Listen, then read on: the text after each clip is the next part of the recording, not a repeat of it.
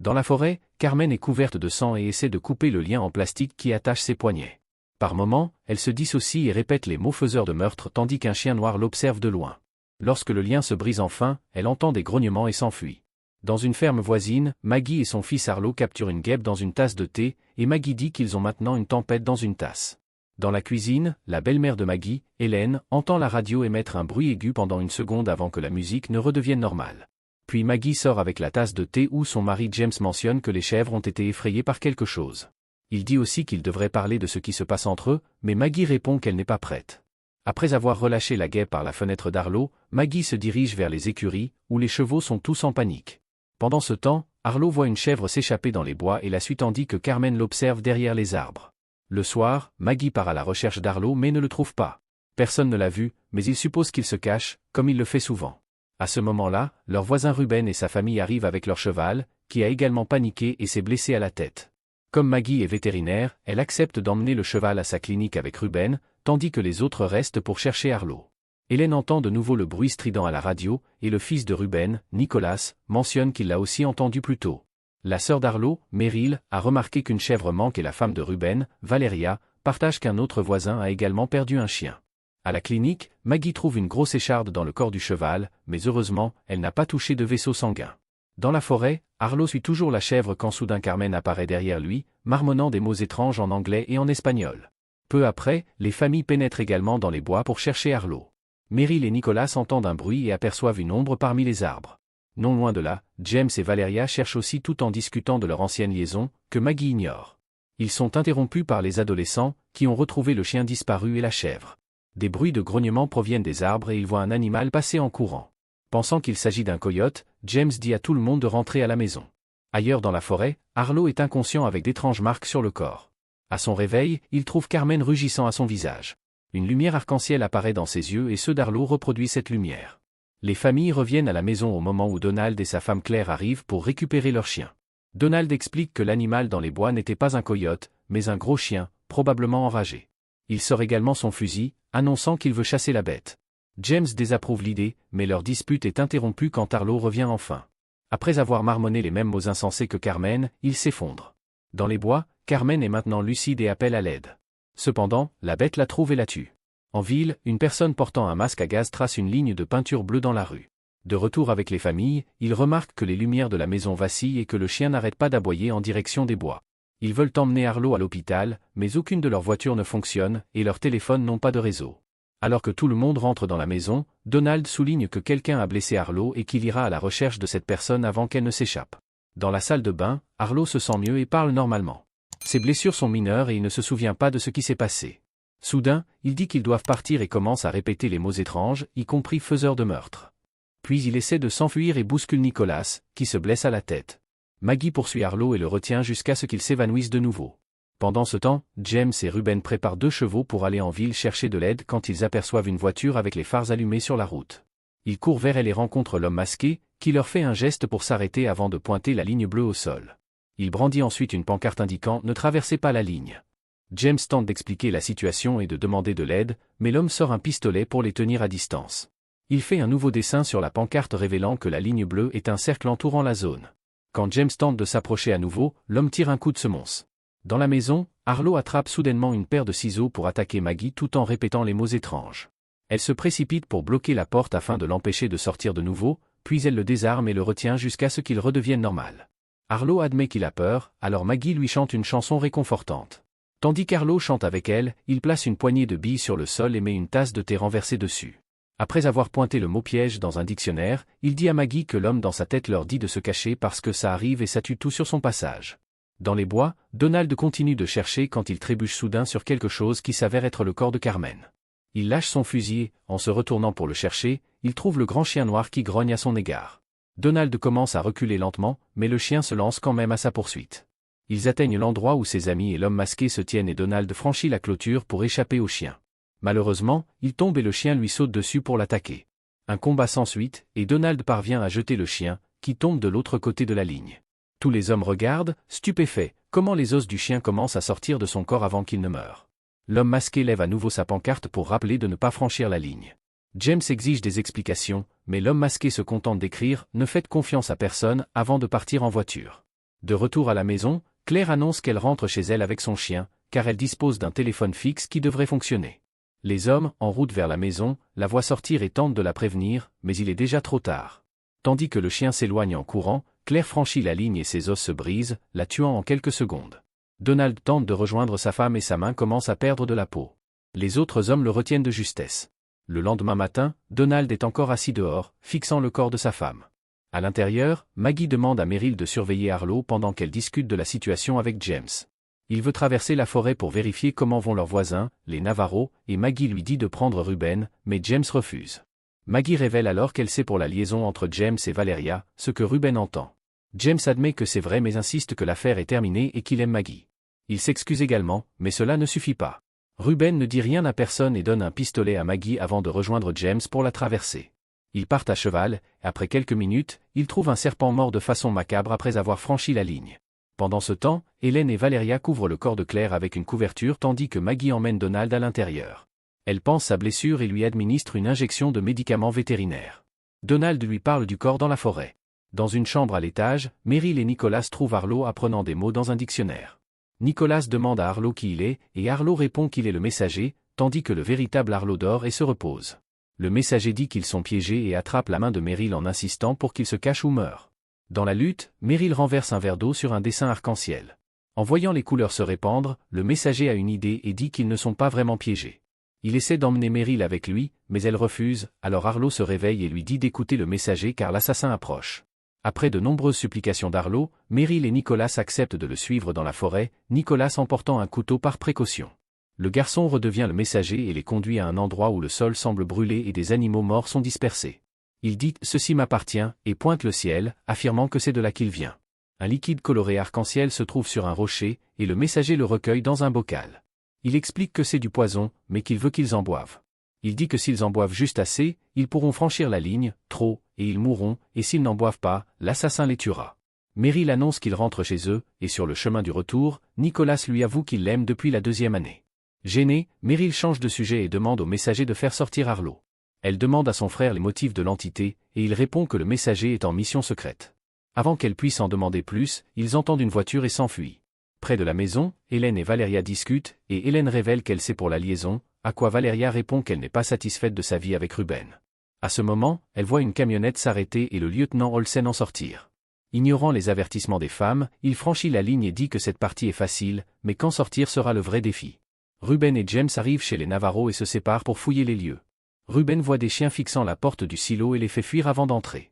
James découvre les corps des voisins et un bassin d'eau avant d'entrer dans la maison où il trouve un autre corps. Soudain, il entend un bruit dans le sous-sol. Alors qu'il descend les escaliers, quelqu'un l'attrape et le tire vers le bas.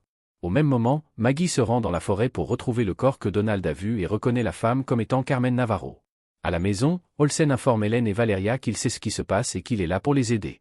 Maggie arrive alors et raconte ce qu'elle a vu, et Olsen explique que sa mission était de trouver et d'isoler Carmen. Il demande si quelqu'un a eu un contact avec Carmen lorsqu'elle était vivante, et en apprenant que c'est Harlow, il demande à le voir. Pendant que Maggie le conduit à l'étage, Olsen explique qu'il est policier et fait partie d'une grande force spéciale composée de policiers, de soldats et de marines. Tout ce qu'ils savent, c'est qu'une sorte de vibration se trouve à l'extérieur de la ligne, laquelle est mortelle pour les organismes complexes comme les animaux et les humains. Maggie soupçonne Olsen de mentir et demande si son équipe a tué Carmen. Il jure qu'il vient juste d'arriver. Elle ne le croit pas car elle a vu des marques de contention sur les poignets de Carmen. Olsen admet alors avoir menti et dit que la seule manière de survivre est de l'amener à son fils. Refusant, Maggie se défend lorsqu'il tente de l'attaquer, le neutralise avec son arme et, ensuite, les femmes attachent Olsen dans la grange. Maggie fouille ses affaires et trouve des attaches, prouvant qu'il ment sur son identité. En discutant de mensonges, Valeria réalise que Maggie c'est pour la liaison et jure que c'est terminé. À cet instant, Olsen se réveille et demande à voir Harlow, disant qu'il manque de temps. Après qu'une Maggie furieuse quitte la grange, Olsen essaie de manipuler Valeria en affirmant qu'il est là pour aider. Ils sont interrompus par Hélène, qui ne trouve pas les enfants. Valeria veut partir à leur recherche et laisse Hélène surveiller Olsen avec un pistolet. Entre-temps, Maggie se précipite vers sa clinique, prise de panique, et réconfortée par Donald, qui l'aide à se calmer. Dans la forêt, les enfants tombent sur un autre homme masqué tenant une pancarte leur disant de ne pas franchir la ligne. Voyant le bocal, l'homme demande aux enfants de le lui remettre, mais ils refusent. L'homme lutte avec Nicholas, et après une lutte intense, Nicholas le poignarde et le bocal tombe, se brisant. Meryl s'empresse de soigner la blessure de l'homme et retire son masque, ce qui lui permet de reconnaître le messager comme étant l'entité qui habitait Carmen. L'homme dit s'appeler Msenab et jure qu'il est là pour aider le messager. Dans la grange, Olsen convainc Hélène d'essuyer le sang sur son œil. Lorsqu'elle s'approche, il ouvre grand la bouche et lui transfère l'entité. Maintenant possédée, Hélène tue Olsen d'une balle, se blesse au front pour faire croire qu'Olsen l'a attaqué, puis se libère. Chez les Navarro, les chiens aboient à nouveau devant la porte du silo. À l'intérieur, Ruben a découvert un arbre couvert de lumière arc-en-ciel. Au début, il essaie de l'ignorer, mais finit par céder et tend la main pour le toucher.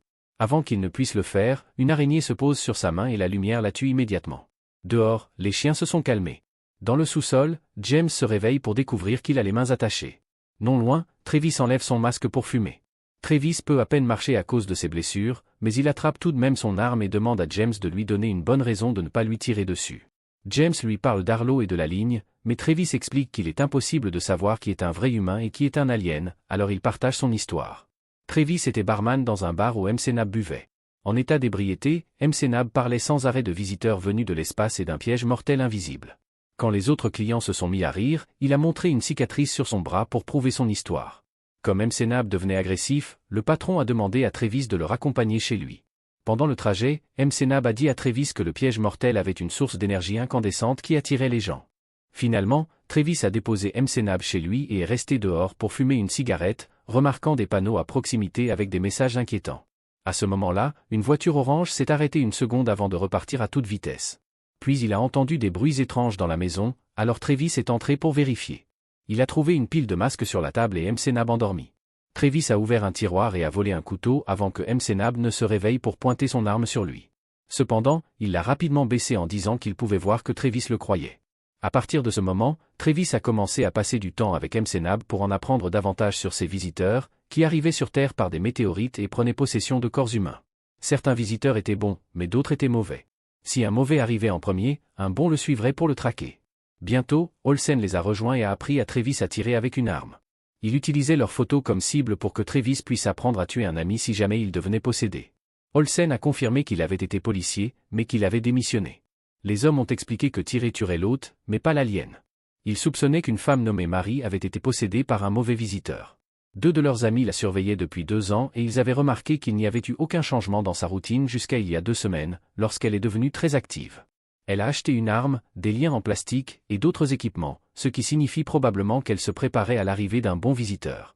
Cette nuit-là, Travis était encore un peu sceptique sur toute cette histoire de visiteur, alors Msenab lui a raconté l'histoire de sa fille qui avait été possédée par un bon visiteur. Un mauvais visiteur l'a enlevée et lui a fait boire le liquide arc-en-ciel pour la forcer à traverser la ligne. Quand Msenab a essayé de les suivre, il s'est blessé au bras au niveau de la ligne. Finalement, le piège a disparu tout comme les visiteurs, laissant le corps sans vie de sa fille dans une benne à ordures. Puis Msenab a donné à Travis un échantillon du liquide arc-en-ciel, que Travis a gardé en pendentif autour de son cou. Quelque temps plus tard, le trio montait la garde quand Travis a vu la même voiture orange. Cependant, Olsen a expliqué que ce n'était pas Marie, mais un ancien membre de l'équipe que Travis remplaçait. Après que la voiture soit partie, Marie est apparue dans sa camionnette et a relâché un chien noir dans la forêt. Les gars ont suivi la camionnette jusqu'à la maison des Navarro, où ils ont immédiatement identifié Carmen comme un bon visiteur. Marie est entrée dans la maison avec la famille, alors les hommes ont mis leurs masques pour les suivre. Msenab a mis une pancarte à la fenêtre et a dit à Travis de préparer la piscine. Olsen et Msenab ont fait irruption dans la maison et Travis pouvait entendre une bagarre en cours pendant qu'il sortait une petite piscine de la voiture et la remplissait d'eau. Il a aussi laissé une note avec des instructions pour réanimer une personne noyée. À ce moment-là, un homme est sorti de la maison avec les chiens et Marie l'a abattu. Après avoir tué les autres membres de la famille Navarro à l'intérieur de la maison, Marie est allée jusqu'au silo vide et a versé le liquide arc-en-ciel sur le sol. Msenab est sorti de la maison avec Carmen, dont les poignets étaient attachés. Malheureusement, il a perdu son emprise et Carmen s'est enfuie dans les bois. Le liquide dans le silo a commencé à se transformer en arbre, et Msenab a compris que Marie préparait le piège, alors il a couru vers sa voiture et est parti sans ses amis. Travis a essayé d'appeler le téléphone de Msenab, mais il n'entendait qu'un bruit strident qui lui faisait mal à l'oreille. Marie l'a entendu et s'est approchée pour lui transférer le visiteur. Un Travis possédé a attrapé un morceau de bois pour lui frapper la tête, et Marie a réagi en lui tirant 2 fois dessus. Après quelques secondes, elle était morte et Travis vomissait du sang. À ce moment-là, Olsen est sorti lui aussi et a essayé d'aider Travis, mais le visiteur a sauté dans son corps. Terrifié, Travis a couru dans la maison et est resté depuis dans le sous-sol. Dans le présent, Travis termine son histoire et explique que la seule personne qui peut arrêter le piège est le visiteur qui l'a créé. Il dit aussi qu'il ne veut pas mourir seul, mais James le convainc de le libérer. Après avoir lancé son couteau à James, Travis décide de se supprimer. Dans le silo, l'arbre bloque la porte pour empêcher Ruben de partir. James vient le chercher et tire en l'air pour effrayer les chiens. Ruben crie pour révéler sa position et James ouvre la porte du silo, mais l'arbre la referme aussitôt. Un James désespéré attrape une hache et fait un trou dans le mur pour sortir son ami, mais Ruben le plaque et le frappe plusieurs fois à cause de l'affaire. James s'excuse mais lui rappelle qu'ils doivent remettre cela à plus tard. Le duo monte à cheval et entre dans la forêt, où ils trouvent les enfants avec MC-Nab. De retour à la maison, Maggie s'occupe de la blessure d'Hélène, qui tente de lui transférer le visiteur. Cependant, ils sont interrompus par Valeria qui annonce le retour de leur famille. Meryl aide Maggie à soigner MC-Nab et Arlo dit que c'est un des bons. Donald raconte tout à James sur Olsen en regardant la position du corps, et comme ils connaissent l'histoire de Travis, ils réalisent que le mauvais visiteur est désormais en Hélène. Pendant ce temps, Nicholas raconte tout à ses parents et Ruben demande à être emmené à la voiture de MC-Nab. Pendant que la famille marche dans les bois, Ruben avoue qu'il sait pour l'affaire. Valeria pleure en s'excusant, jurant que c'est fini. Leur dispute est interrompue par Nicholas, qui a trouvé le bocal brisé contenant le liquide arc-en-ciel. Ruben est envoûté par le liquide et ne reprend ses esprits qu'à l'apparition d'un loup qui grogne dans leur direction. La famille recule et le loup s'approche du bocal pour boire tout le liquide. Nicholas tire un coup de semonce pour l'effrayer, et le loup s'enfuit, traversant la ligne sans être blessé. Non loin de là, Nicholas trouve le journal de MC-Nab. Dans la maison, Arlo explique à Maggie et Meryl que la mission du messager est de trouver une machine sans réveiller d'autres assassins, qui sont les mauvais visiteurs cachés dans de nombreuses personnes. Une fois qu'il la trouvera, il pourra l'activer pour se préparer. À ce moment-là, MC-Nab se réveille et affirme que les visiteurs se préparent pour une invasion, puis il sort son arme. Donald, qui voit cela, court avertir James. MC-Nab dit qu'il ne peut faire confiance à personne et veut emmener Arlo en sécurité. James entre et commence à se disputer avec MC-Nab, qui perd le contrôle et ouvre le feu juste au moment où Donald entre aussi dans la pièce. Donald est touché, mais James se jette sur MC-Nab, qui le repousse facilement avant de s'enfuir. James essaie de le poursuivre, mais il est déjà parti. Maggie vérifie Donald, qui va bien car il porte un gilet pare-balles sous sa veste. Ensuite, tout le monde cherche Hélène, mais sans succès. À la nuit tombée, James dit à sa famille de rester dans la maison pendant que lui et Donald continuent les recherches dans la forêt. À ce moment-là, la famille de Ruben revient et James leur raconte tout. Nicholas est également envoyé à l'intérieur, tandis que Ruben et Valeria rejoignent les recherches. Dans la maison, Maggie entend des bruits, descend vérifier, mais ne trouve rien. Pendant ce temps, Ruben fouille le garage tandis que Valeria attend à l'extérieur, sans se douter que quelqu'un s'approche derrière elle. James inspecte la clinique de Maggie et entend aussi des bruits, mais lorsqu'il ouvre la porte, il est simplement surpris par le chien de Donald. Dans les écuries, Donald entend les chevaux paniquer et inspecte chaque recoin jusqu'à ce qu'il trouve une Hélène confuse. Puis tout le monde se réunit dans le salon, et Hélène dit qu'elle pense que le visiteur l'a quitté, ce qui signifie qu'il est maintenant dans quelqu'un d'autre. Une dispute éclate sur la façon de procéder, et Nicholas partage ce qu'il a trouvé dans le journal de MC-Nab. Un assassin peut être retiré de l'autre si l'humain se noie. Au matin, MC-Nab est prêt à traverser la ligne, mais se souvient que James a mentionné Travis. Il court jusqu'à la maison des Navarro et prend le collier contenant le liquide sur le corps de Travis. De retour chez Maggie, elle lit la fiche d'instruction de Travis, que James a ramenée de chez les Navarro. Elle quitte sa chambre et découvre Valeria en train de laisser le petit déjeuner aux enfants, qui sont protégés par Nicholas. À l'extérieur, la tension est élevée parmi les hommes, qui allument un feu en espérant que la fumée appelle de l'aide. Ruben, fatigué d'attendre, s'éloigne, suivi par Donald. Puis Maggie va voir James avec les instructions et dit qu'elle ne peut pas se résoudre à noyer qui que ce soit. James souligne que c'est leur seule solution, et une autre dispute éclate. Dans la cuisine, Valeria essaie de faire une carte et une liste des personnes qui ont été seules avec Hélène et commence à avoir des idées. À l'étage, Nicholas continue de lire le journal de MC-Nab avec Meryl et apprend qu'il existe une résistance souterraine combattant les visiteurs. En lisant sur le transfert du visiteur de bouche en bouche, Nicholas et Meryl s'embrassent. Pendant ce temps, Donald suit Ruben jusqu'à la maison des Navarro, où il jette du carburant sur le silo pour l'incendier.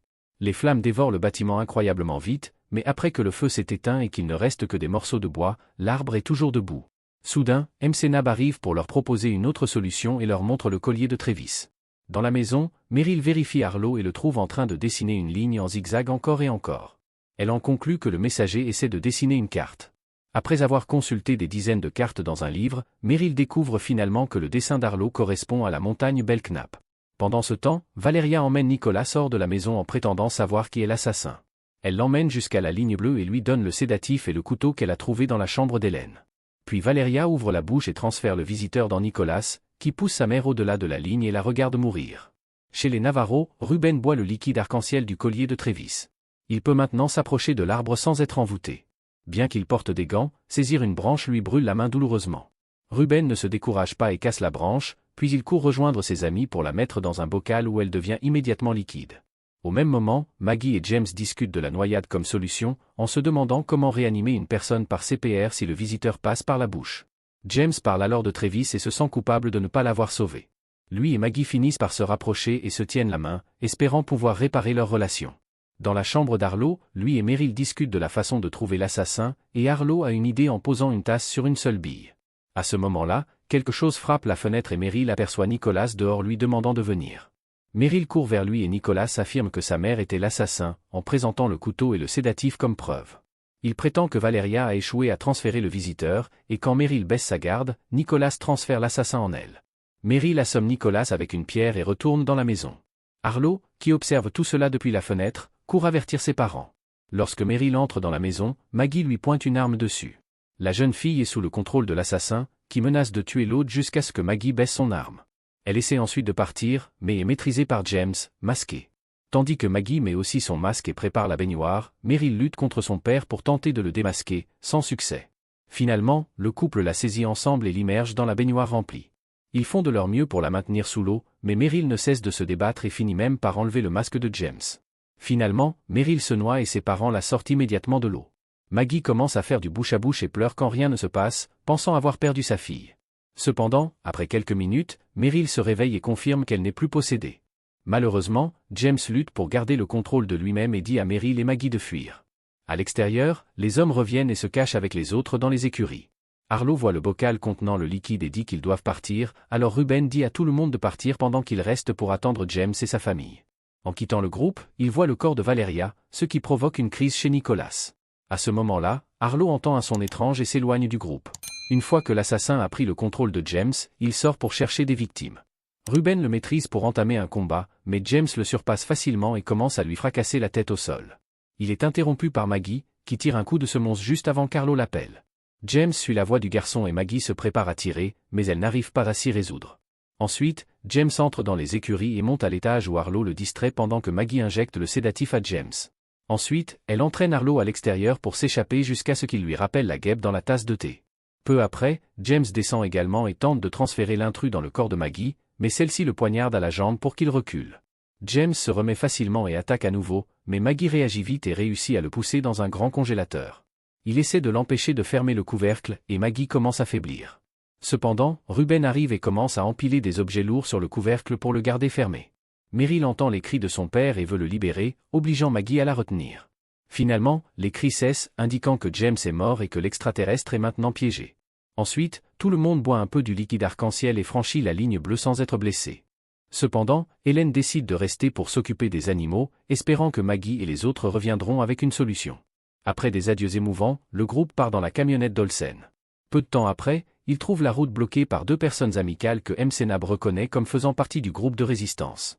Soudain, une voiture orange surgit et renverse les deux personnes, les tuant rapidement. Le conducteur est l'ancien partenaire de MCNAB, celui que Travis avait remplacé. Une femme est avec lui et explique que les deux personnes qu'ils viennent de tuer étaient contrôlées par des visiteurs hostiles, ce que le conducteur prouve en ouvrant leur sac, révélant des attaches, des sédatifs et un bocal de liquide arc-en-ciel. La femme leur dit alors que les visiteurs se réveillent partout dans le monde et leur demande de se joindre à la lutte. Maggie répond qu'ils n'iront nulle part tant qu'on ne leur aura pas expliqué ce qui se passe.